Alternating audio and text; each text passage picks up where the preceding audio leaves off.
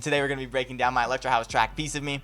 This track came out in September of 2022 and is my first release ever, which is dope, bro. It's so dope. If you really want to dissect the project, the FLP is in the description. Obviously, you can copy the automation states, the pattern files, MIDI files, and all the stems are included in case you have a different DAW. I got you, bro. If you haven't heard Piece of Me, bro, go check it out. It's actually pretty fire. Like, it's kind of fresh. I fuck with it. Anyways, let's go. I'm gonna start with the mastering chain because everybody wants to know what's on the master, right? I'm just gonna show y'all that it's really the mix down that makes this track what it is. First real thing we have on here that's affecting the mix is this Saturn. So this is a multi-band saturator. Basically what it does is add harmonics. What I'm doing is just boosting the highs a little bit to add a little more air and hiss to the whole mix down. That's the only thing this is doing. I have the drive at 55%, the overall mix at 92, and that's it for the saturation. Next thing is this multi-band stereo imager. I'm using Ozone 9 here, but I'm really not doing a lot. I'm only narrowing it by 12.7 out of 100. Which is not a lot at all, obviously, but I thought it helped, so I left it on there. Next thing, G-Tune. This is just so when I'm doing sample selection, I can drag them in and figure out the key instantly. So I just like to keep it on my master chain for convenience. Then we have this Endless Smile right here. It's a reverb and a high pass to wash out the build. That's a good way of explaining it. Another Edison for resampling, and then an invisible limiter to clip it at 0 dB, and I have it on the clip mode, which adds a little bit of harmonics, a little bit of dirt to your overall mix. If you put it on suppress, it would take away the extra distortion. So to summarize it, a little bit of saturation for some more hiss on the top end, some stereo imaging, an effect to wash out and help with the builds, and then the limiter to clip it at 0 dB. Nothing too crazy going on here, honestly. That covers the master chain. I also produce with it on to make everything super simple, and I can just focus on leveling the sounds and tweaking sounds in the mix. For me, that helps a lot. Let's get into it. I'm going to play a little bit of it, but like I said, if you haven't heard the full track, links in the description.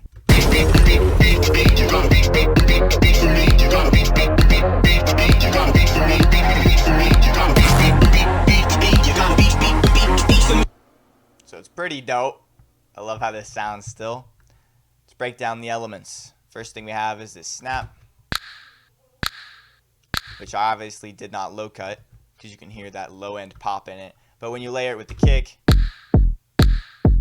that pop's gone and it works. So I left it. Breeze bass, just a silent one, and it's 8 sawtooth voices with 4 sine with some distortion and a band pass, and that's how you get that sound right there. As you can see, for processing we have nothing. If I can save CPU, I'm gonna do it, bro. Next thing, this impact. I got this off Splice. Fire. This atmosphere right here, just to add some width to the overall mix. And I'm opening up a low pass filter as well, so it feels like it's growing. Because paired with the acid synth line I have down here, which is also opening up, it's just like stacking that feeling of starting filtered, opening up. Pretty dope. So speaking of the synth line, this goes all the way through the build, and as you can hear, it keeps opening up. So fucking dope. Let's get it. Some thunder. Have to, bro. I have to. There's no way I'm not adding thunder. Vocal exhale. Help with the transition. Another sweep. Help the transition. Hardstyle kick. Yeah, boy. Let's check out the processing on this. The other samples I just showed you, I'm pretty sure I don't even have them on mixer channels. Just dragged them in and leveled them. But for this kick, as you can see, we have some things going on. So first thing is an EQ, cutting everything below 55 hertz. Then we have a sausage fattener to really add some saturation and compression. Here's without it. Here's with it. Wow. In your face. Then I had a Comet with another EQ for some reverb. But what I ended up doing is routing this channel over to another one and putting the Comet with the reverb on that one so that I could EQ the reverb independently, because I didn't want anything between 250 hertz in there.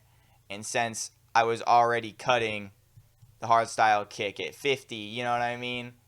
I want to keep that punch in the original sample, but have the reverb cut. So that's what I did. And then we have a balance on there to control the level of the reverb independently.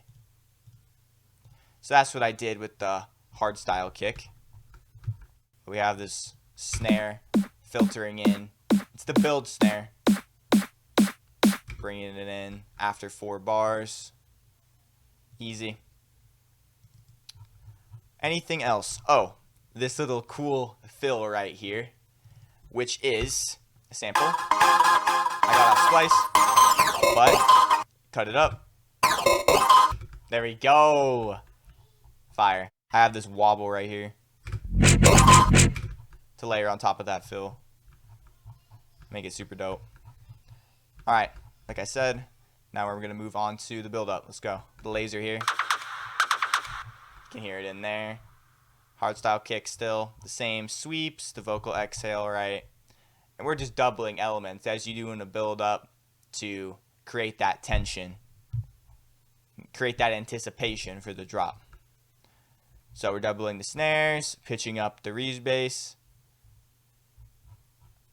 We have the fill, hardstyle kicks, synth line. Very simple. So let's get into the drop elements. Going from top to bottom. This first thing is like a little radio effect. Do you know? It's like, what is that? But in context, it's some ear candy. Just to help out with the detail. And then we have a neuro bass stab. Now what I'm actually going to do is turn on a lot of these channels real quick, because how I started this track was just I threw in a kick and then I started throwing in these bass samples. So the original idea was something like this.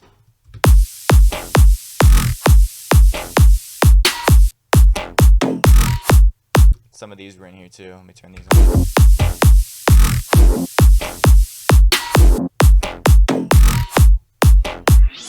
You know what I'm saying, bro? So it was something like that. I didn't have the clap in there. But yeah, you got all these different stabs. And there's minimal processing on a lot of them. Like this has a tornado, it says, but nothing's even on in there. Kickstart, right? Just for sidechain. On this neuro bass, same thing. We're going to that same channel. Nothing on there really. But that was like the original idea. And then we have this stab, which I think I added next, which is a lead synth that I made by cutting. This was a bass loop that I cut a stab out of, right? And then I processed it a lot. So this was the original. Oh, it's still pretty nasty, but with all these plugins like distortion from Trash 2, vocal synth for some texture. I'll go through these in a little bit because I have another lead synth that I routed through there actually. But here's the after anyway. Obviously way more aggressive, and it has kind of like a metallic sound, which I really liked. And those are occurring every 4 beats with the kick. Right. Pretty dope, pretty dope. Some simple white noise. Adds to the energy, of course. Like I said, little radio effect. Then we have this hardstyle kick layer, which I added because when I was testing out the mix on my phone, the bass in the drop wasn't as present. And since probably half the listener base these days is going to be streams on the phone, hey, I got to make it so that it still keeps that aggressive energy on the phone. So this is definitely dominant in like 200, 300 hertz to 500, just to add that grit in the back. So if I compare with and without,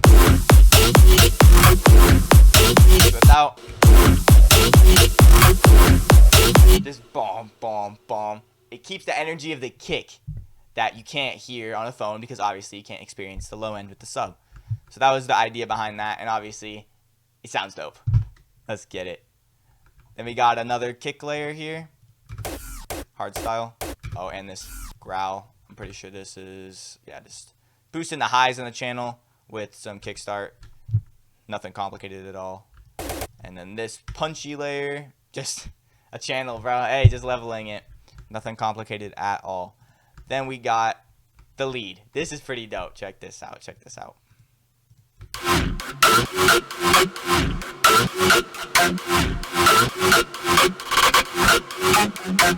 That's dope. Here's the original sample with no effects on it. That still sounds pretty dope, but I was like, I need it more aggressive, you know what I mean? Love that sound. So, like I said, it's on that same channel as the stab I was showing a little bit ago. So we're just going to go ahead and break down the plugins now. So we have Trash 2 with the insane distortion that it brings. I have something going on with dynamics too right here. Let's close this. Yeah, it looks like a compressor is active. So distortion, compressor from Trash 2, vocal synth with the vocoder portion on, adding a little bit of character, rift feedback light, which is a resonant delay. That's really cool. And I just have it on these settings here. Destructor for distortion, imprint, which is a multi-band transient processor. That's pretty fancy, right?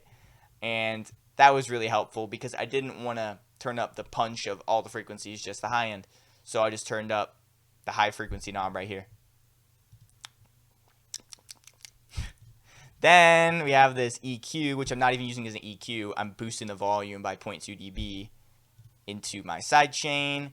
We have an Edison under that for resampling. And then the low pass filter. So very simple stuff. Very simple stuff. Just a little bit of extra harmonics and character to an already cool sounding sound. So I can make it my own. Very, very sick. Anything else? Oh, so the laser that I was using in the build-up right here, I'm using as an offbeat as the drop plays. And it's also pitching up. So right off the bat, you're getting that energy going up already, bro. You know what I'm saying? Keep it in the mix. You'll know what I'm talking about without it.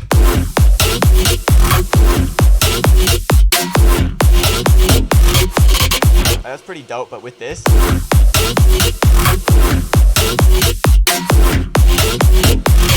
you can just hear it. It's getting higher and higher, bro. It's going up. It's going up, bro. Sheesh. That's fire. That's fire. And I started doing it on the second half of the drop, too. Speaking of the second half, that's where we're going now, because I think I got all the sounds. I brought in a hi-hat, but we covered that over here, too. All right. I did also switch the arrangement in this part of the drop. Check it out.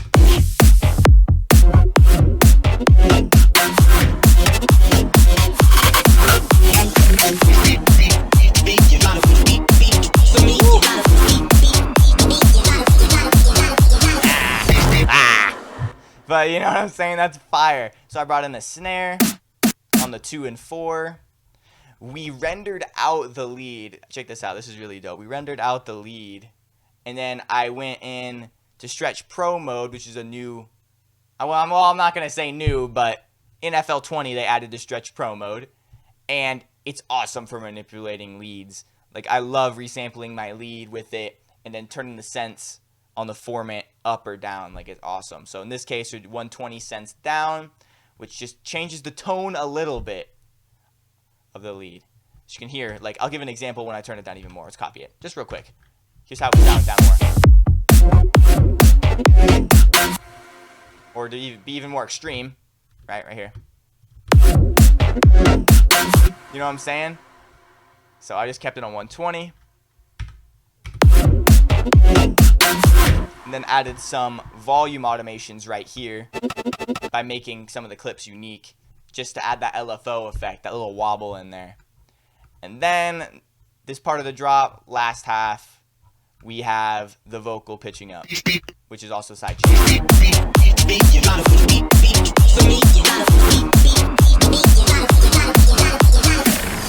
Oh, it goes hard though. That goes hard. All right, that's everything from the first drop, bro. Moving on to the second drop. And I'm only going to show the new elements. Everything in this second build is the same. Second break and build.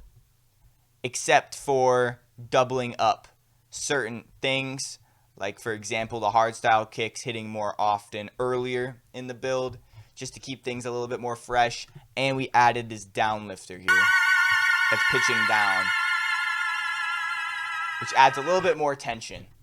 Other than that, we're just going to go straight into the second drop and cover the new element, which the main one is this lead. I took the laser from the build-ups, right? And that offbeat section I used it for in the first drop, and we turned it into a drop lead. Have this piece on down here. But yeah, I just was having fun and I was cutting it up, bro. I was just jamming out while making this. So fucking sick. Yeah, I mean, I just took a few hours to play it by ear and make something that I was like happy with, you know what I mean? So it's just the same sample except we were cutting it up basically. I don't think I added any new samples. Just changed the arrangement. In the final project, this part of the second drop is different. Added a hi-hat there and kept the laser lead in there just to keep the energy going.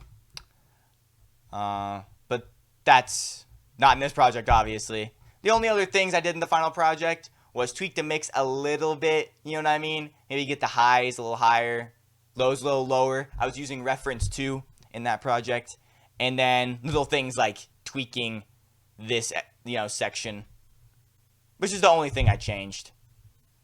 Alright, that was the Piece of Me walkthrough. Hope y'all enjoyed chilling with me. Hope you learned something. If you want to hear the full track uninterrupted, link is in the description. And if you want the sounds for yourself to use in your own productions, that link is also in the description. Catch you in the next one.